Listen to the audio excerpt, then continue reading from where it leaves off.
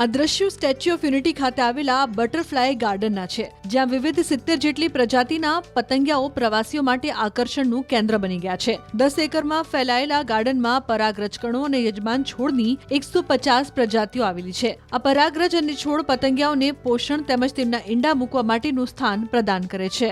Butterfly ગાર્ડનમાં plane tiger butterfly અકરા નામના છોડ તરફ આકર્ષિત થાય છે. કોમન ક્રો નામનું પતંગિયું કનેર છોડને પસંદ છે.